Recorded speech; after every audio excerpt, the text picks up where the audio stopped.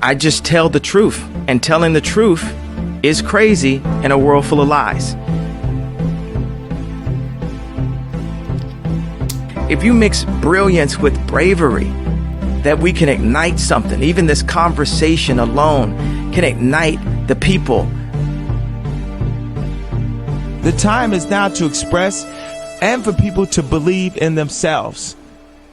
The time is now for it to be okay to be great.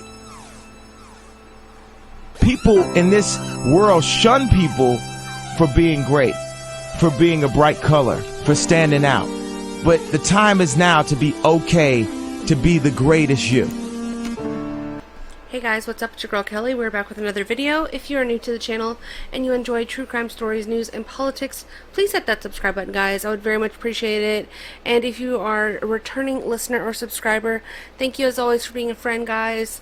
If you can interact with the channel and the video, like the video, give it a comment, go hit the bell, whatever you can do for me. I really do appreciate you guys so very much as always, and thank you. So I wanted to come on here and get into this story, guys. It's probably not going to be super long, but I saw these jailhouse phone calls that this girl did to her family after killing this woman on her wedding night. Okay, and I just had to get into this story with you guys. So have you heard of this woman who was DUI and ended up ramming her car into this couple here, leaving from their wedding venue the night of their wedding, and actually ended up killing the bride and seriously injuring the groom and two others. If you have not heard from about this story, then we're going to get into it right now. So let's start with this article here.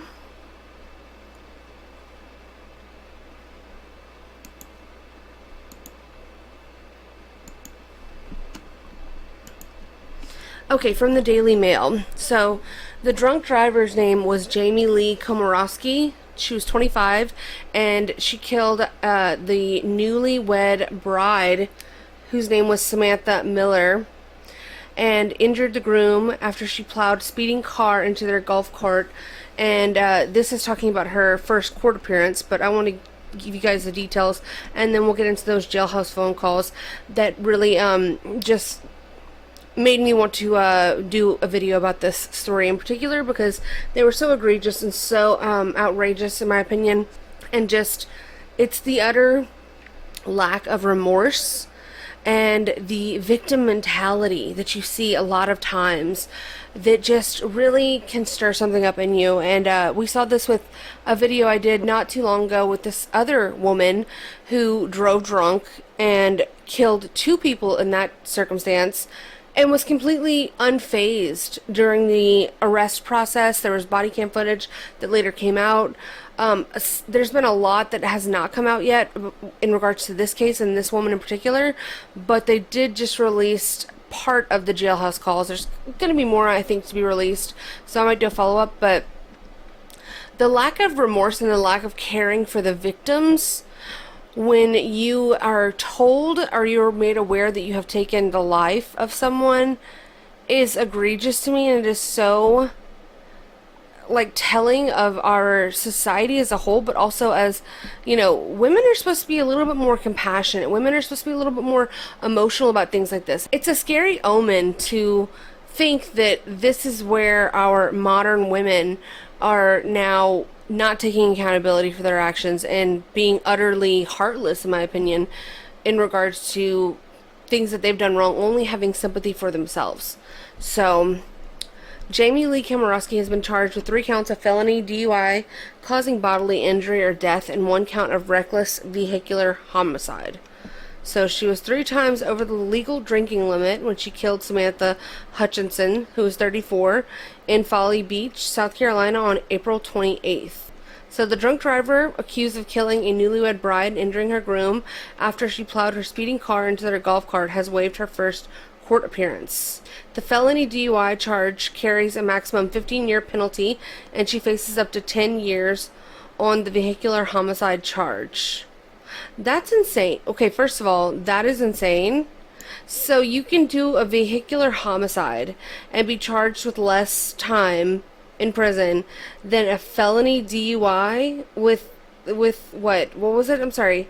Felony DUI causing bodily injury? What? I mean, it seems like the vehicular homicide should carry a little bit more weight, but I don't make the laws, I guess. And here is her mugshot from the night. She also apparently became, and this is, okay, this is the car. And here's the golf cart. They were like mangled together, I guess. So this is the amount of damage that this woman did to this couple, and on what is supposed to be the happiest night of their lives. You know, imagine just getting married and literally having this happen to you, like while you are leaving your wedding. Not even get to spend one night with your new spouse. I mean, it's just so tragic, and it just really is so gut-wrenching. It is unheard of, something like this. I mean, it's so, I don't know. I can't imagine a tragedy like this. So Komorowski has been housed at the Charleston County Detention Center since the morning of April 29th without bond of this year. Her attorneys have filed motions asking for bond and suggesting she complete rehab before going to stay at her mother's home in New Jersey, where there would be no access to alcohol or a vehicle. Wow, so she just gets to leave the town and the, again, accountability that should be held according to her lawyers, but luckily the judge has denied her bond. So it's also been reported that Komorowski has received special treatment in the Charleston County Jail.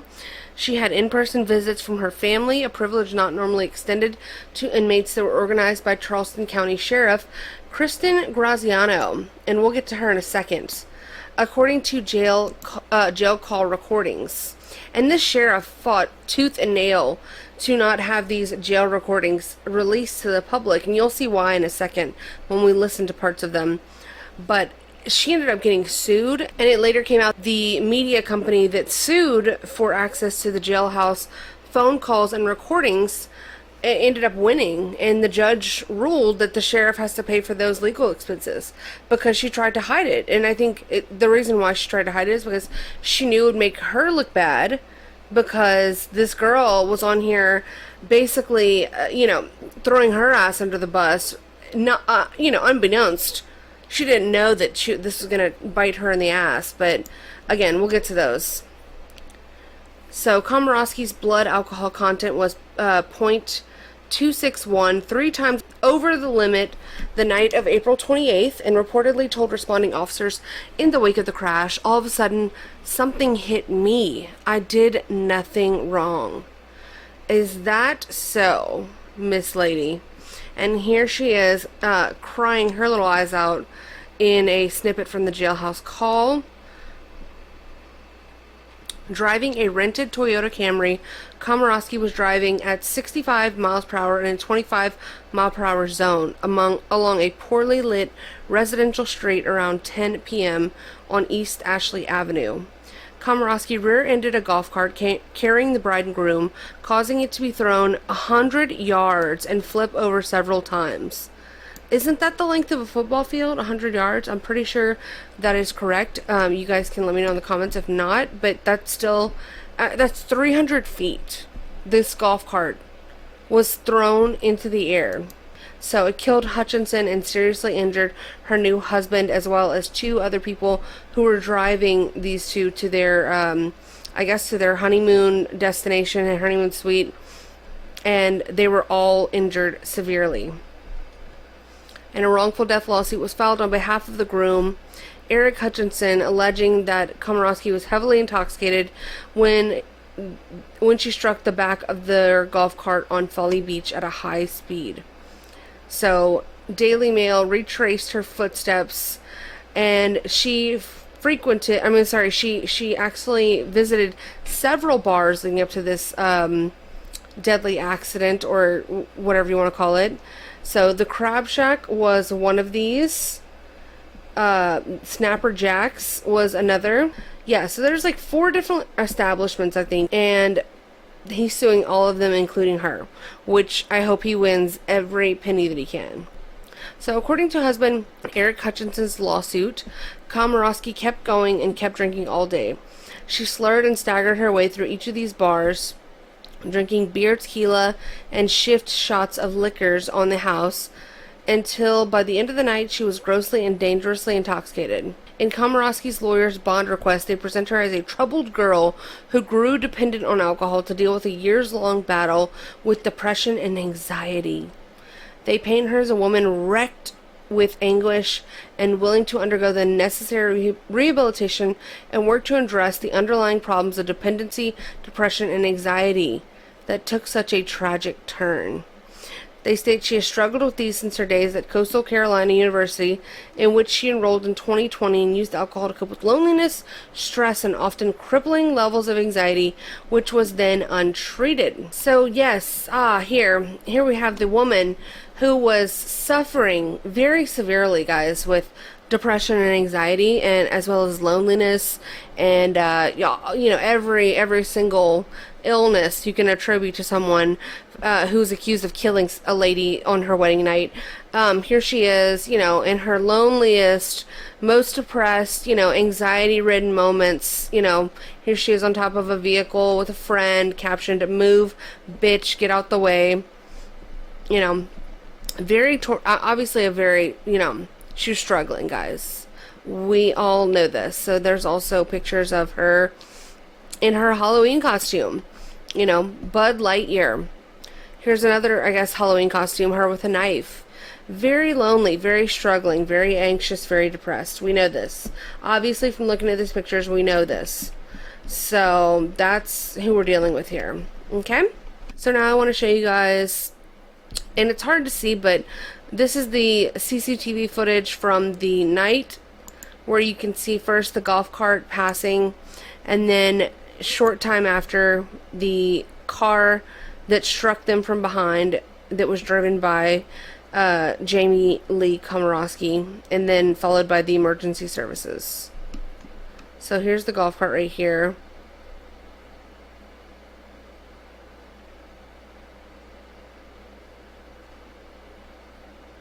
That's them again. You can see them in the back there. And then here she comes. And she hits them a ways down here. And then these are all the emergency vehicles responding to the scene moments later, as well as an ambulance leaving the crash scene.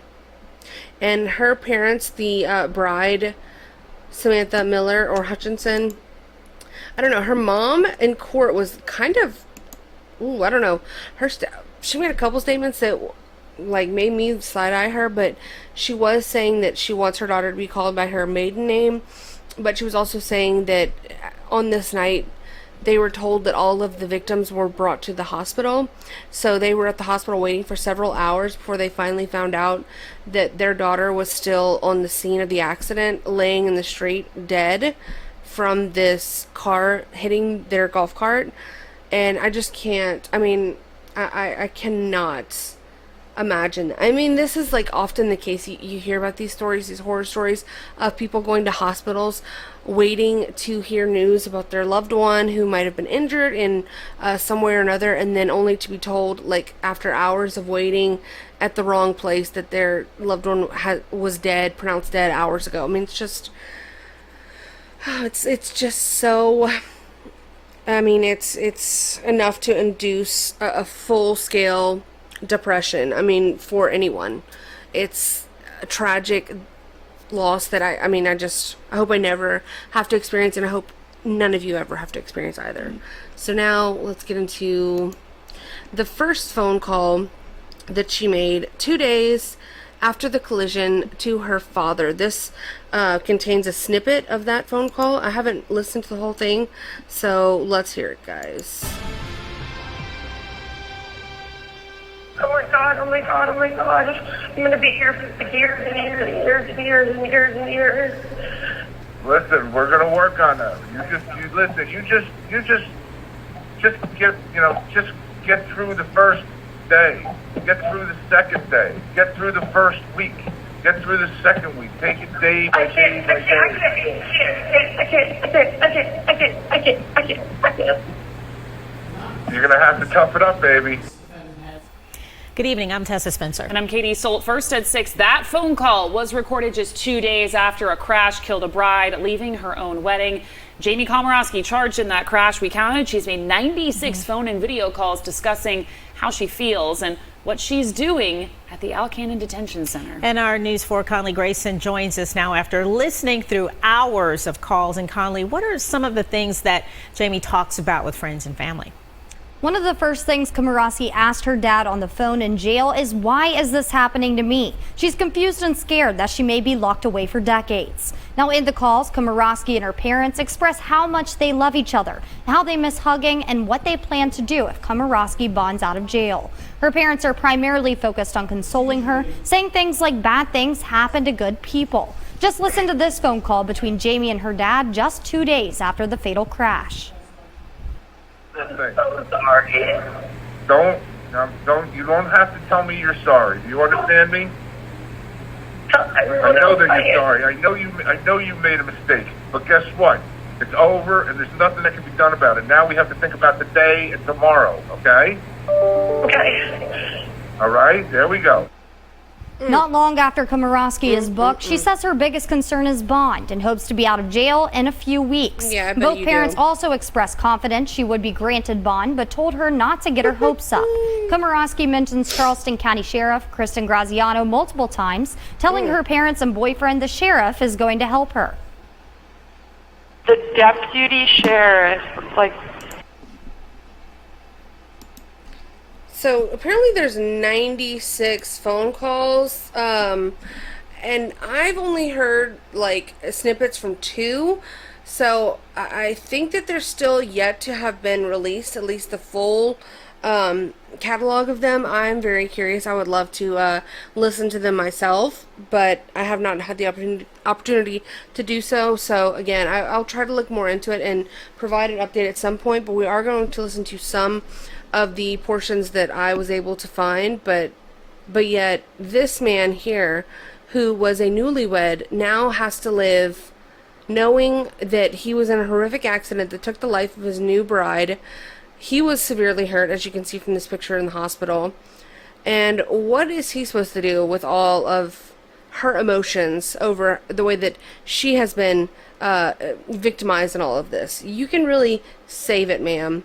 And I don't understand, the mentality of someone like this person who could have only sympathy for themselves, knowing you did what you did, and she still has the audacity to cry in jail and, act as if her most important priority is getting bond. Ma'am, your most important priority should be, penance for what you've done. Okay? I just don't know. And I feel sorry for her in a way because, I read an article that was saying that she was sad about and worried about, never being able to have a family of her own. She's a 25-year-old young woman. And, in that regard, I do feel some sympathy towards her. But you did it to yourself, ma'am. And I really just, at the end of the day, could care less because now that other woman has no chance to start her own family. And that young man may never have a chance to start his own family. Obviously, he can get remarried at some point, but it's like, who knows what kind of trauma this is going to cause him? It's like, you have no one to blame but yourself, ma'am. So, I have sympathy because it's like, you are a person, but not that much at all. Okay, guys, so now we're going to get into some of the calls. And brace yourself because this was truly outraging. So she began here at El Gallo Bar and Grill, then made her way to Folly Beach, making stops at 3 other establishments, consuming beer, tequila shots, and other shots of liquor. By the end of the night, police reported Jamie's blood alcohol level was more than 3 times the legal limit. When police arrived on the scene, one officer says he could smell the odor of alcohol coming from Jamie, and when asked on a scale of 1 to 10, with 1 being completely sober, she stated she was at an 8. The officer also claimed he helped Jamie stand on her feet because she was very unsteady.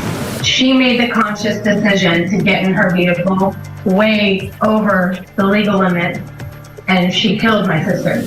As Sam and Eric left their wedding reception on a golf cart driven by his brother-in-law and nephew, Komorowski was reaching speeds of 65 miles per hour, blowing past the 25-mile-per-hour speed limit postings, and the result would be a catastrophic collision. Eric Hutchinson spoke about the tragedy with ABC News. I'm still trying to wrap my head around it. That night going from an all-time high to an all-time low, it's pretty rough to try to comprehend. I remember waking up just kind of foggy, out of sorts, and I could see my mom's face, and you could just tell something was wrong. And Komorowski's defense is seeking to release their client on bail and enter her into rehab, claiming in the motion she, quote, struggled with alcohol dependence, depression, and anxiety.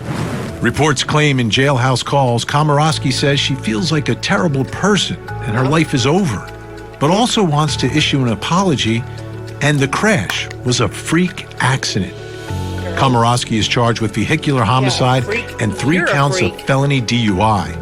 In Aaron's interview with ABC News, he addressed Komorowski. She's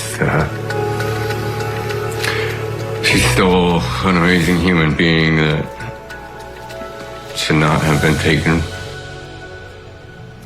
I mean, this story, incredibly tragic. She's been denied bond, so she's not getting out. Emotional statements from the family in court. And in the piece, we mentioned these jailhouse calls. Well, we have those calls now. So let's begin. I'm going to play a call for you. This, again, is the woman accused of drunk driving and killing Samantha Miller. This is her with her father. Take a listen. How are you? I'm good. Okay. Better than. Yeah, it's just it's CJ's birthday, and Well, let me tell you something. They ain't doing anyway. You ain't missing nothing. yeah, but I love him, and it just makes me think of everyone. I know. Well, I'm here, and guess what? They ain't doing nothing. They don't want to do nothing. Well, I spoke with the lawyers today. I know. How do you like them? I like them.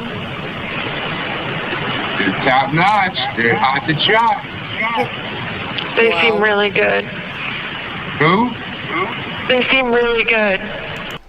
And you know, I get it. Like we've talked about this before. Parents of accused defendants. You know, it's a very fine line. But I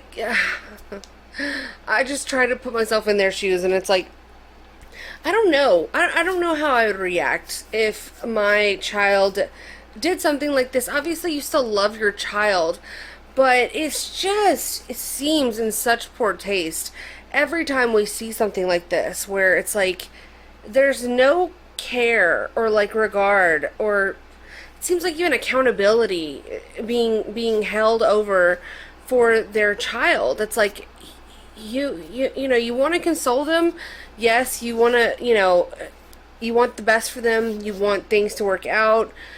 And I get it, but it just, every time it just kind of rubs me the wrong way, and I try to just remind myself that, this is his daughter, and that's what matters to him. Obviously the woman that she killed is a stranger to him, so he, it's hard to have massive amounts of empathy or sympathy for strangers, and I understand that, but it just seems so disjointed every time you see something like this, and I'm really just, it's uncomfortable to watch. But They are really good. At the same time, we can't be doing any better than what we're doing. We got the best team to help you. Right? I still just don't know why this had to happen to me. Because bad things happen to good people. why did it have to happen to you? Ma'am, you are a piece of work. And, I mean, just, see, that's when he should have checked her just now. you're doing everything you can. You got her a lawyer, you're giving her phone calls, you're sending her money, I'm sure, in jail. All that is very supportive and expected. But you're going to let her get away with that? Like, her saying that this happened to her? And you can even say the good thing, whatever, like the bad things happen to the good people. But nothing happened to you, lady. You did this. And it's the lack of taking responsibility, or even her parents, making her take responsibility in this, that is just enraging to people. Me specifically, I guess I should only speak for myself. But right then and there, he should have told her the truth and said, this didn't happen to you. Yes, bad, good things, whatever you want to say to console her, but lay out the truth. You did what you did, and now you have to learn from it, you have to grow from it, and take responsibility and be held accountable. I mean, is that so hard? And that might not be what you want to do in that moment. That might be the harder thing to do. You might not want to upset her, but this is the problem. Why we have all these entitled little victim mentality brats that we have now, running around here, driving drunk, killing people, and only feeling sorry for themselves. Oh, honey, that's why. It's just fate. It's just something that happened to you. It's not something that happened to her, though. It's not. Just stop. Okay. And it's life altering.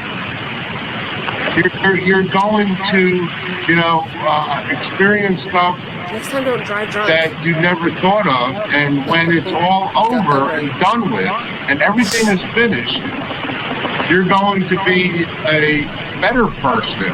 Then what if they send me away for a really long time? Well, we're trying to avoid that, aren't we? We cannot do anything more than what we're doing. You know what they said about your attorneys, right? What? They said the family must be mafia to hire them people.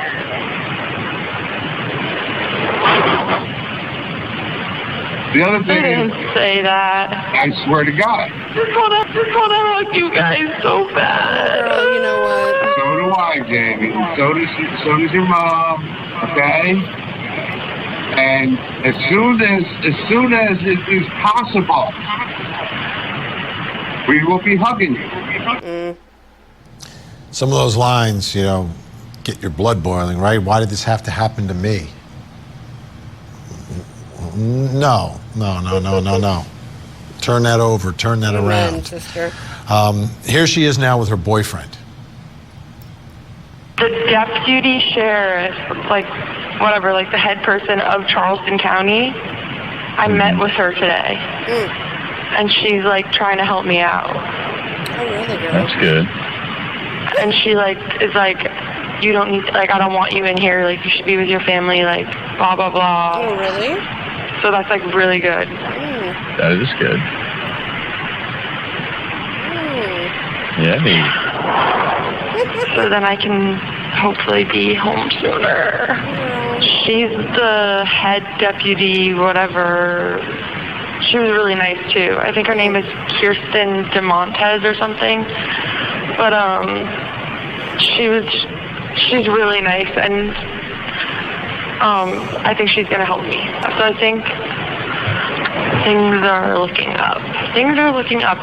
Something similar happened, I guess, to someone that she knew personally, and so she related to the story, and she was just really relating to me, and she just seemed really sincere, and she really wants to help, and so I'm really happy. And she also is the one that got my mom and dad able to visit me in person.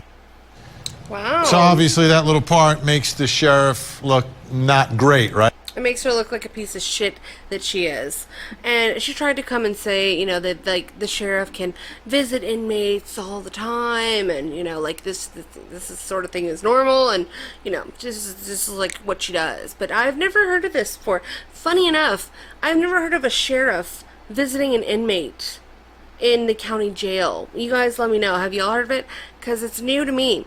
So I don't know what that's all about. I guess her parents have some sort of influence, pull, or whatever, money. I don't know what it is. But that's extremely fishy. They're saying that there might be connections between the lawyers that they hired and the sheriff, which is probably why they hired them. Either way, it's very sketchy. And then now this court ruling against the sheriff that she will have to pay for the attorney fees for the media group that sued her over these jailhouse phone calls. Sheriff Kirsten, I would expect nothing less from a woman cop, a sheriff no less. My God, what an embarrassment. Going to visit this woman in jail, that's so weird. I can't even, I cannot even speak on it. Right? Because he's been, released publicly, locally as well. So here's a statement from the Charleston County Sheriff's Office. Sheriff Graziano is in the agency's detention centers often, and is also not unusual for her to visit jail residents. Okay, because I've never heard of that before a day in my life. Okay, and I've known people who have been to jail, whatever. And I've never heard of this. This is brand new. Komorowski is not an exception, and the sheriff met with her one time and had brief in-person contact with her a second time. Oh, really? To introduce her to CCSO Mental Health Director William. Funny? So you also introduced her to the mental health director? Why did you need to be there to facilitate that? That's so bizarre to me. Why are you so invested in this one defendant? Malcolm, whose responsibility involves visiting detention center residents to ensure various needs are met. The sheriff does not have a special relationship with Komorowski's attorney. It is a professional relationship. What has been surmised by some from the Komorowski's video calls is not accurate in regard to any sort of special treatment. Some may think the situation is special, but it is not. So where did she get that impression from? Sheriff lady? Girl boss, girl bae, whatever. Where did she get that impression? Because she definitely didn't pull it out of her ass, that you were going to help her out. I'm sure she didn't just make that up. Did you actually say something along those lines? I mean, we're all confused. We're all scratching our heads. So let us know, Kirsten. Lunch today was it was 2 slices of white bread, an uncooked piece of bologna this big, uncooked piece of bologna, and then cabbage and 2 cookies. Oh, you got 2 cookies. Do you get any condiments like mayonnaise or? I'm sorry, her boyfriend looks completely over it.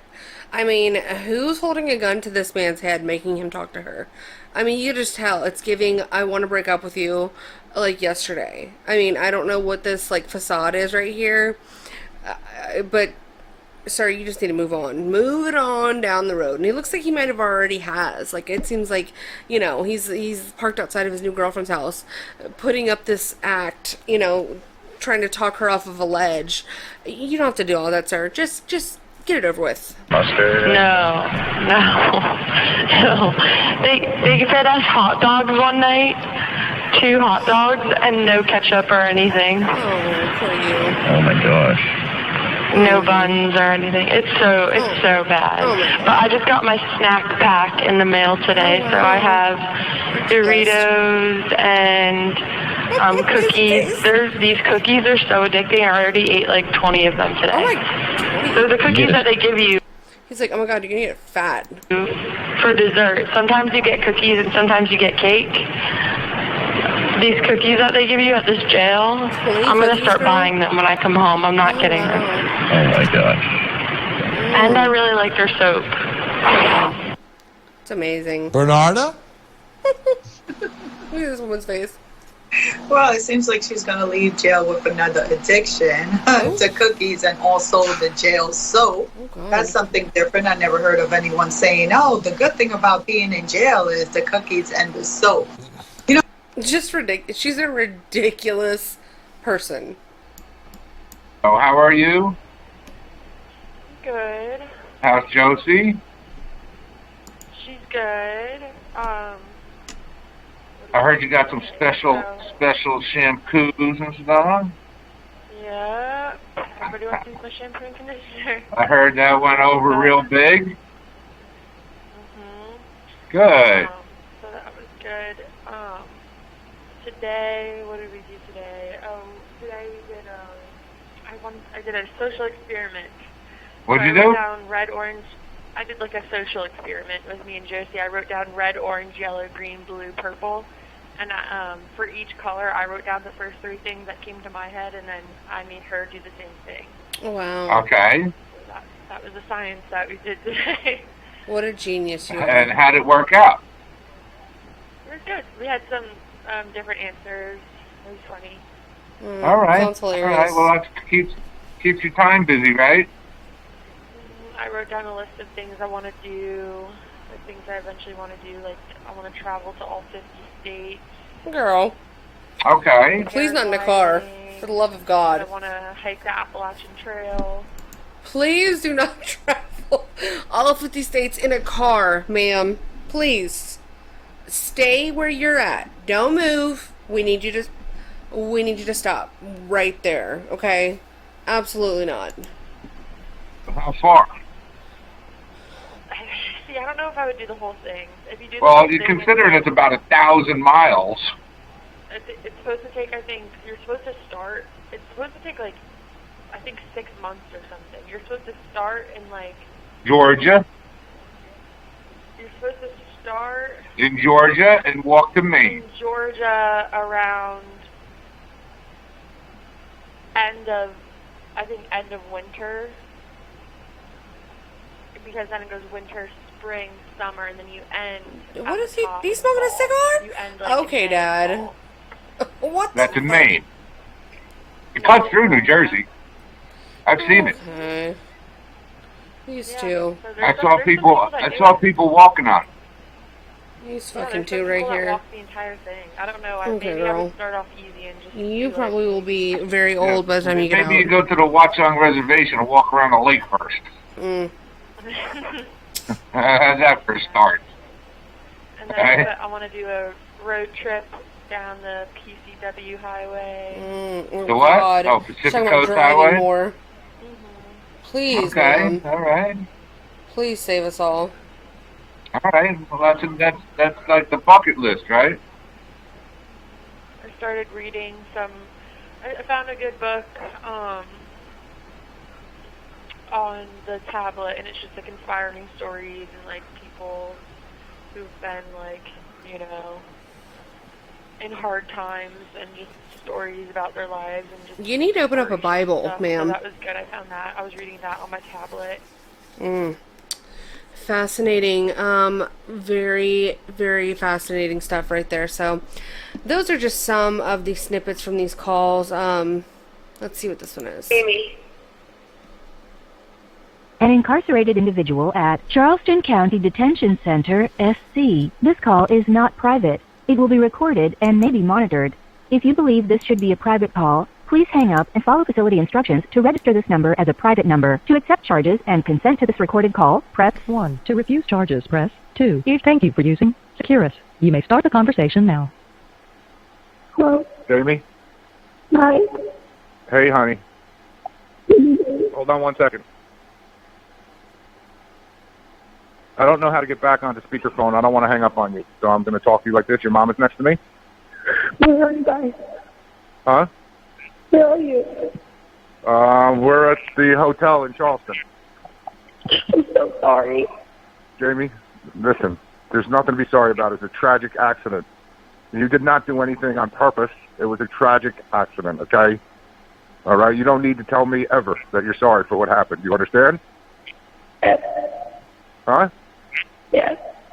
Okay? Don't, you don't need to, you have to go in front of the circuit judge. It's the judge for the whole area, okay? Mm-hmm. It's going to take a while, Jamie. You're going to be there a while, okay? Girl. We're doing everything we can, the best of the best. I am so sorry, and this is such a bad mistake. I just wish this didn't happen to me. I'm not a bad person, and I never meant to hurt anyone. And I can't believe this is my life. And Evan's going to be gone, and my whole life is going to be over. Jamie, your life is not going to be over, but it's definitely going to be affected. You understand? Oh my God. I'm having a hard time hearing you. I said, oh my God, oh my God, oh my God. I just can't believe this happened to me. Why me, Dad? Why me? It's just one of them things, Jamie. One of them things, you know. It just, you know, it just happened, you know. It was a mistake. It was, you know. What's that? Yeah. Okay. I'm having a hard time hearing you. I said, okay. Okay? So listen, you're going to have to get tough. You're going to have to, you know, you're going to have to do what you have to do to, you know, do the best that you can while you're there, okay? Oh my God, okay. I have to, like, say goodbye to Evan, my cat. Don't worry about Evan and the cats and stuff right now. You worry about yourself. You understand? Okay? Everybody is all taken care of. Everything's good. You know, there's nothing that you can do. And don't worry about anything. Just take care of yourself. Worry about yourself only. Do you understand? You know, Faith is going to take care of the cat. You know that. I'm just so sorry. I'm just so sorry. Huh? I'm so sorry. Listen, it's you know, at this point now, you can only do exactly what you're doing, okay? Okay. All right, you're gonna have to get tough, baby. You're gonna have to toughen up. That's not a place for somebody that's not tough. You understand? Okay. Okay. All right. So breathe and hold in. Are they taking care of you? Yeah. Yes. Are they Yes. being nice to you? Yes. Okay. Listen, you just have to. Girl, if you don't settle the fuck down. You're just gonna have to stick it out. You're gonna have to get tough and stick it out, baby. Okay. Oh my God! I'm gonna be here for years and years and years and years and years and years. Listen, we're gonna work on that. You just get through the first day. Get through the second day. Get through the first week. Get through the second week. Take it day by day by day. I can't. You're gonna have to tough it up, baby. Dad. Okay. I can't. I'm just. I want it to be all over. You have to. It's not going to be over. You can. You have to. You understand? You have to. Understand? Yes. You take care of business in there. Okay? I'm counting on you to take care of business. Okay? And take care of yourself. You understand? Okay. What is wrong with her? Did she have Tourette's? Don't listen. The fuck? Suck it up. No, don't. You're gonna have to. Things are gonna be very difficult. Okay. I'm trying to set up so that we can have video conferencing because no one's allowed to visit at the detention center since COVID started. There is no in-person visits. I'm so sorry. You guys have to drive all the way down here. You don't need to be sorry, Jamie. You need to be tough. Yeah, toughen up, you little bitch. So she's annoying, as anything, as all get out. So, and funny enough, in a strange turn of events, it appears that it was later found out that her mother, the mother of this woman, Jamie Komorowski's mom, also fatally struck a fireman back in 2013. So the apple really doesn't fall too far from the tree. This is a truly amazing turn of events here. So, a New Jersey fireman fatally struck by the mother of the alleged drunken driver accused of killing a South Carolina bride suffered grisly injuries, including the complete separation of his spine from the base of his skull. So, Forest Fire Service Warden Jeffrey Schur, 35, died March 28, 2013, when he was hit by a Jeep Liberty while working a controlled blaze in Clinton Township. The driver of the Jeep, Tracy Komorowski, who spoke at her bond hearing, is the mother of Jamie Lee, who is facing multiple charges.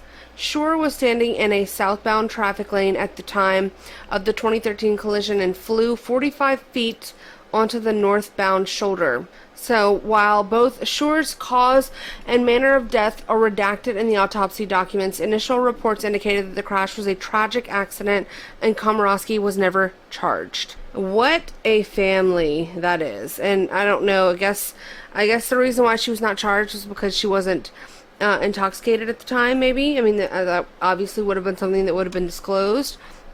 And maybe because he was standing in the lane of traffic. But you would think that seeing a active fire and fire truck would cause you to drive with a little bit more caution, but not according to this family, who the daughter is now saying she wants to take cross-country road trips and visit all 50 states. Well, with y'all's driving record, I would appreciate if you guys would all stay from behind the wheel of a vehicle. So that is the that is a story with Jamie Lee Komorowski and her just completely embarrassing and shameful phone calls made from her jail cell, showing very little remorse. So what do you guys think of this story? I mean, do y'all think she deserves jail time, being that she's 25 and this, you know, she's never really been in trouble before? Do y'all think she should, you know, what do y'all think? Please let me know, guys, in the comments down below. I would love to know your opinions. And I will be following up on this story, definitely. So I would love to know your thoughts, guys. Let me know in the comments. Like the video, also if you liked it, and subscribe to the channel. I appreciate it, guys. And y'all stay safe. I will see y'all next time. Bye. I just tell the truth, and telling the truth is crazy in a world full of lies. If you mix brilliance with bravery, that we can ignite something. Even this conversation alone can ignite the people. The time is now to express and for people to believe in themselves. The time is now for it to be okay to be great. People in this world shun people for being great, for being a bright color, for standing out. But the time is now to be okay to be the greatest you.